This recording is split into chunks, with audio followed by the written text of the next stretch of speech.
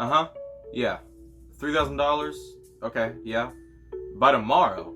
Okay, yeah, sure. Oh, hi there. I just got off the phone with the bank, and it turns out I'm in debt. I would say, how could this happen, but just look at that. Being a video game collector is hard. I mean, yesterday I tripped and oops, I bought Lego Friends on 3DS. But now that I'm in debt, I need to cut back on buying games. But I can't just stop buying games. I mean, you don't want to know what happens if I do that. Thankfully, there's a solution. While video games can be expensive, there are also plenty of cheap video games. So, you know what that means. Today we're playing utter dog shit and prison life simulator jail gangster escape game. Scary. I mean, we have to have some quality in there.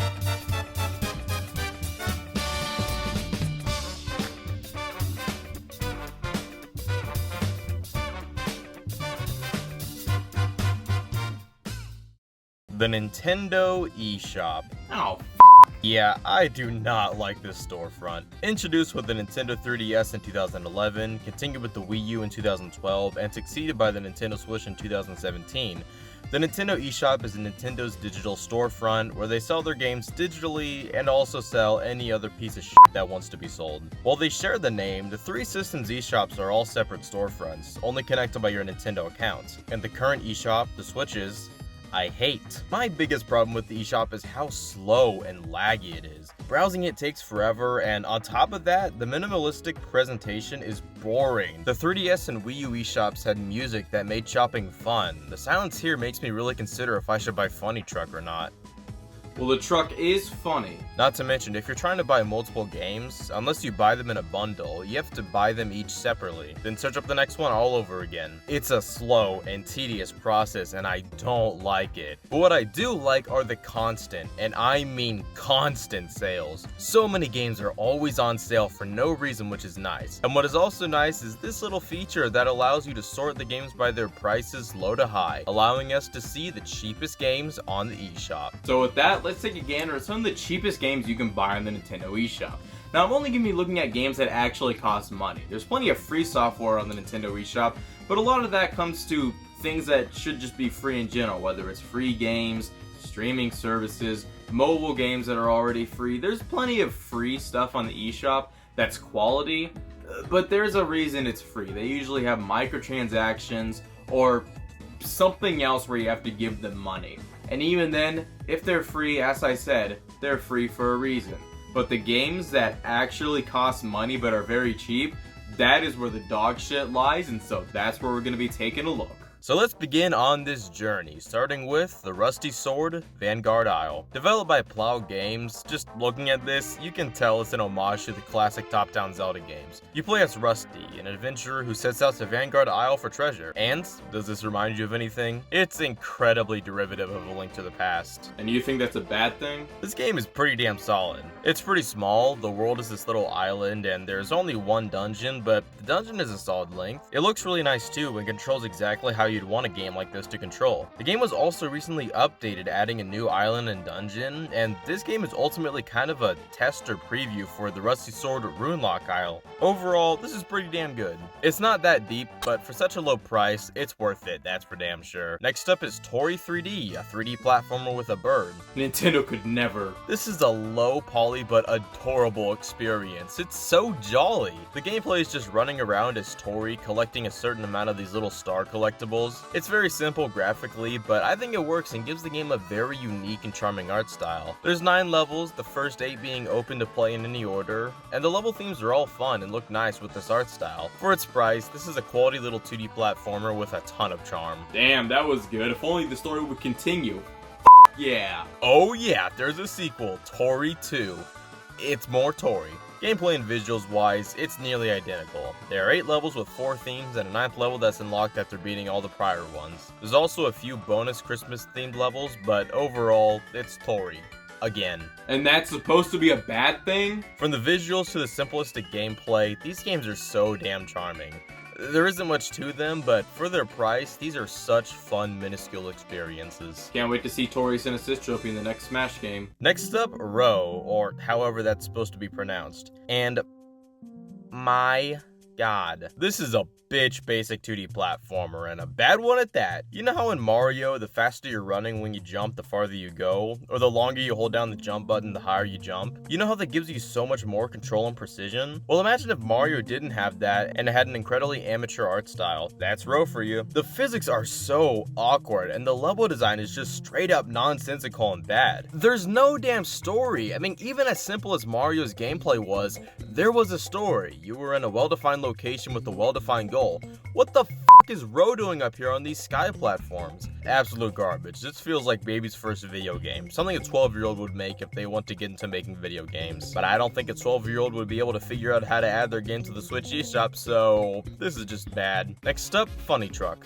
That truck is fucking hilarious. This is fucking hilarious. You drive a truck with some of the worst driving controls I've seen in any game, as people spawn in the back of the truck. As they fall out, this counter goes up, but there is no point to the game. You just drive around up all these random ramps and hills. This is complete nonsense. These are just randomly placed, and overall, the game is so fucking stupid. It's so basic and effortless. Many of the same criticisms I gave to Row can be applied here, but I can't say I hate this game because it is what it's called.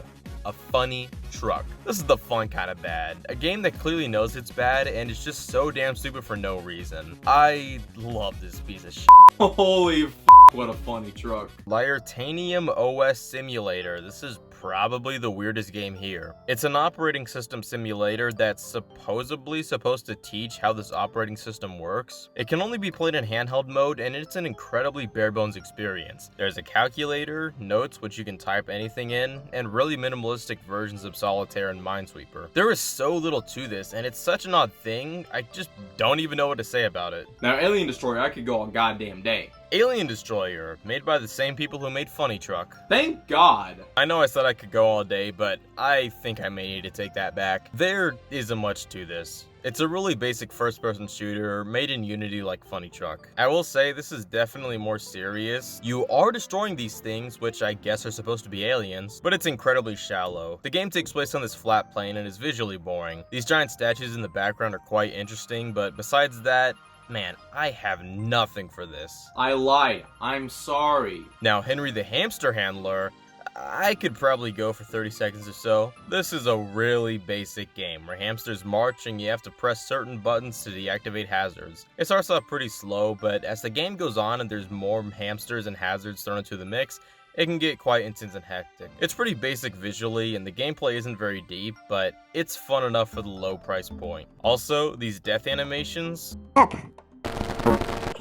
beautiful. WBSC Power Pros E Baseball, a baseball game by Konami of all people. What is this doing here? Well, this is an online baseball game, and a pretty damn solid one at that. I think baseball is one of the more boring sports to watch, but to play, it's pretty damn fun, both in real life and video games. And this is no exception. It's really damn simple, and there is not much to it at all, but damn, this is a really fun baseball experience. But this was made by Konami. What the hell is it doing here among the Switch's cheapest games? Like, this isn't anything crazy, but I think this is worth more than just a fucking dollar, especially since it's by fucking Konami. Like, what? I will go the rest of my life baffled by that. Squidlet, you know how I said Tori is so damn charming? Well, Squidlet is even more charming. It's stylized as an original Game Boy game and is incredible. You play a Squidlet who is sent on a quest to stop the God Emperor Squid Squad from plunging the world into darkness. It draws heavy inspiration from Super Mario Land and is incredible. Squidlet can jump, and when he jumps, he can shoot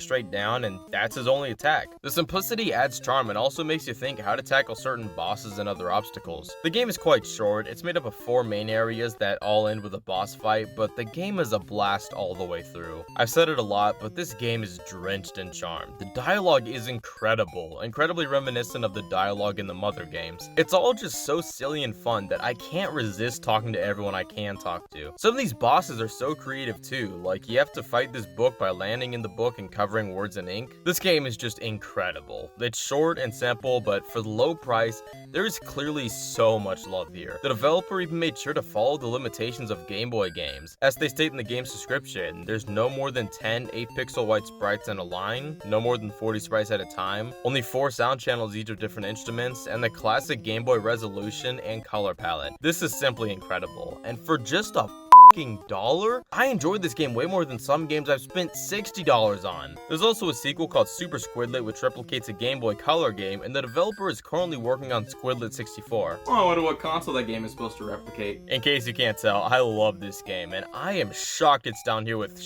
like Row and Funny Truck, but my god, I'm glad it is. Now, Truck Race Climb. I don't know if I call this charming, more so badass. God damn, you know a game's good when you use B to select options. Well, what can I say? It's no Squidlet, but it has its charm. You drive a truck from one place to another. You have cargo that can only get so damaged or else you have to restart the level. Honestly, this isn't horrible.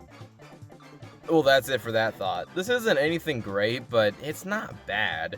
It's just kind of nothing. I'd criticize it for being such a lump of nothing, but for how cheap it is, it's not worth the trouble. Next up, Hentai World. Whoa, how did that end up here? With a name like that, you may think Nicus. What the f***? But hear me out. It's a sliding block puzzle game. Now, to be fair, it's not a very good one. These are 9x9 puzzles. That's so boring. Not only that, but it shows you how all the pieces are shuffled around, and they aren't shuffled around much at all. It's just too damn easy. After each puzzle, the girl moves some clothes, and as the pictures get saucier, it branches into a 4x4 puzzle, but this is still too damn easy. Overall, my biggest takeaway is that it's fucking weird to see boobs on the same console I play Mario on. Anyways, what's next? Oh, I bought another hentai puzzle game. Anime sexy girl puzzle hentai game history adventure. Bless you. That's another thing about many of these games. They have titles that make no sense. They're just a mishmash of random keywords. Anyways, this is a jigsaw puzzle game. At least the first mode is. There are a couple of difficulties, and Expert is definitely the most enjoyable. Jigsaw puzzles are just damn fun, but it is also a bit annoying here. Shuffling through the pieces is difficult and tedious. Many pieces block others, so it's hard to find some. Overall though, not bad. I just don't really care about the final image. Oh, anime girls, how alluring. I may not have completed enough puzzles, but none of these pictures were lewd either. They're just kinda suggestive at most. Now, I don't really care that much, but when hentai is one of the keywords, well, talk about false advertising. Maybe hentai girls will fix that. Oh, come on! I bought 3 of these games? No, my finger slipped. Like yesterday, I sneezed funny and I accidentally bought Rafa's World. We'll get to that. And this is the same as Hentai World, at least the UI, music, and select screen layout. And the gameplay is the same. Each picture has 5 puzzles or so, completing each removes some clothes, but this time, everything outside of the puzzle is pixelated until you complete the puzzle. At least there's a way to tell them apart. Besides that, I have nothing. The puzzles are all too easy, that's kind of it. I do like sliding block puzzle games, and even the jigsaw puzzle game was pretty fun, but man, I wish the final image was something more cool like Mario or something. Well, this isn't Mario, but at least it's not a lewd anime puzzle game. Oh, wait, maybe it is. Lifeless Planet. I actually got this game on Epic Games a couple of years ago and it was free, and it intrigued me. It was mainly the concept of it taking place in outer space, exploring an extraterrestrial planet just allured me. But the game wasn't what I wanted, so I stopped playing after a while. But maybe this time I can get farther in it. The game starts with a first-person view of leaving Earth, but after a while, you crash land onto some other planet, and we jump into gameplay with a camera that is way too far back and too loose. You can bring the camera closer, but not make it more stiff. Off to a great start. Also, this game's frame rate is vomit-inducing. Anyways, you start to run out of oxygen, so you have to find an oxygen tank, but the game gives you no direction on where to find it, so you're left wandering around aimlessly until you die. You can eventually spot it glimmering in the distance, but it's too far from where you start, so it can be hard to find it at first. You can spot it when you follow the obvious rocks, but it would have been nice if the game said to do so somewhere in the log. But wait a minute, this can't happen. This isn't a good game. This isn't a good game. Anyways, after you find it, you keep walking. After a while, you come across some of the most primitive 3D platforming. This guy can jump and get a little boost from his backpack, but you have no control over him when he's in the air. The boost gives you the smallest boost and it's practically useless. This game has some of the worst momentum mechanics in any game. It just makes jumping so awkward and unsatisfying. It's just a fucking chore to move around in this game. Not to mention, it's so fucking boring. This is essentially a slow walking simulator on a boring fucking planet. Lifeless Planet is the perfect name for this game, because not only is this planet lifeless, but everything about the damn game is lifeless. I remember after a while, I made it to some strange town thing, but this time, I couldn't even be bothered to make it that far. This game is just a piece of shit. Oh my god, that was so harsh. I hope the next game doesn't make me so harsh. My name is Mayo. Actually, it's Nicus. Get it right. So this banana saves our progress. Off to a good start so far. You tap on a jar of mayo. It's like Cookie Clicker, but with a jar of mayo. But as you reach certain amounts of taps, you unlock achievements, some of which unlock some stories. Selecting some achievements adds some fun accessories, and tapping the jar with those accessories on will unlock more achievements that continue the stories. It's a really interesting concept, and is overall really wacky, but a fun experience. There really isn't much to it, but you can get a while out of this just tapping away and seeing each story play out. It's so weird, but kind of fascinating in a really weird way. Overall, a neat, weird thing. Now, Rafa's World. Damn, something that's okay? It's a more than serviceable little 2D platformer. It's alright, not great by any means, but also not horrendous. It looks pretty nice, has a fun enough art style, but kind of similar problem to Row. What the f*** is Rafa, and what is he doing here in this world of his? And it turns out this is published by the same team. Okay, the lack of context checks out. Next up is Morto, or Morto Episode 1 to be precise. What the f*** is this? The gameplay is really simple. You just move left and right on a single plane, but the game itself is really f***ing depressing. With a crude hand-drawn art style, old film distortion, and fantastic building of an unsettling environment, this is a weird, creepy experience, one that had me at the edge of my seat, just ready for a jumpscare at any time. It instates a certain mood on you and is so creepy yet fascinating at the same time. It gets borderline disturbing, but I can't put it down. Now tell me, would you believe me if I told you this was published and maybe even developed by the same people who did Row and Rafa's World?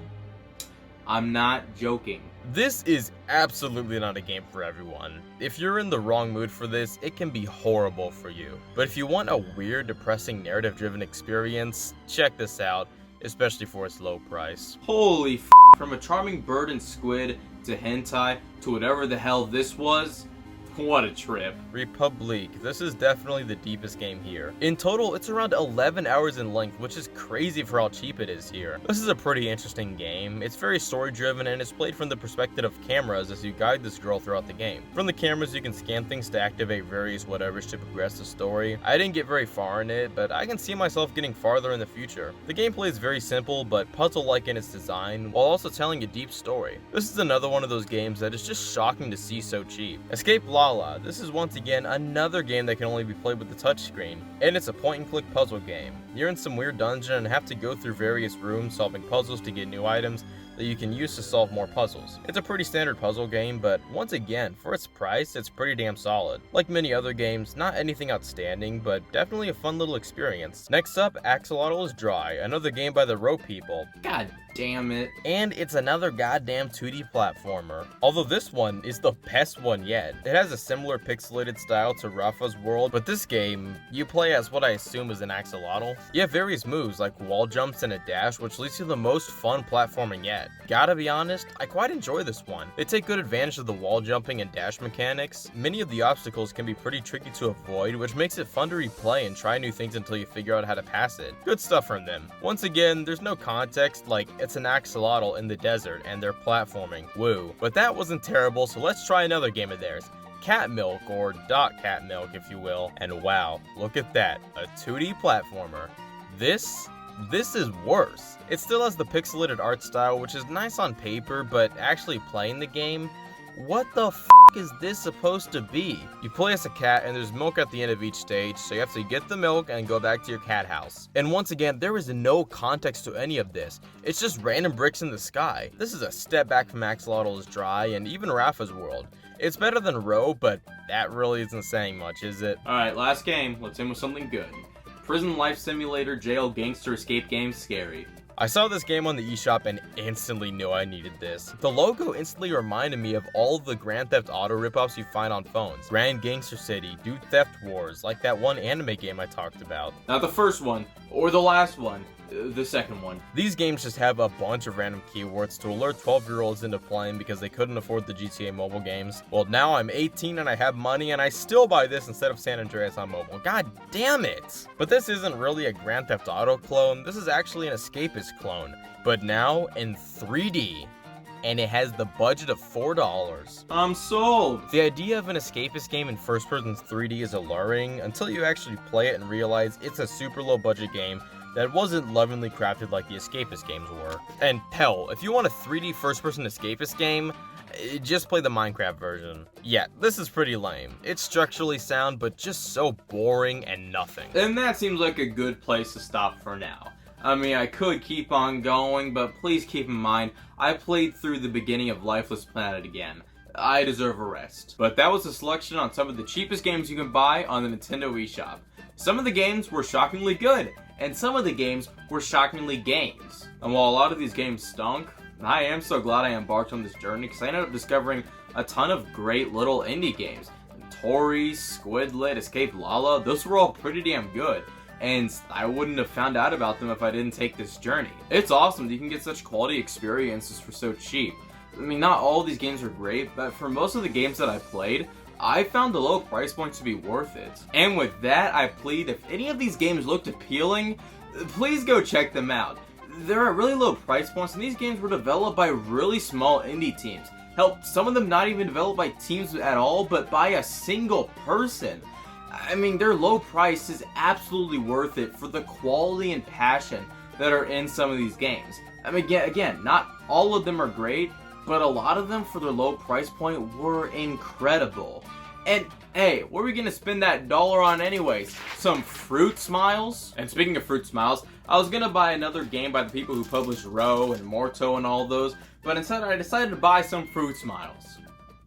Oh my gosh, I didn't waste money on a video game. I spent it on food. Something that I consume once and never again versus something that I can consume whenever I want for as long as I want. Oh my gosh, this is what I call progress.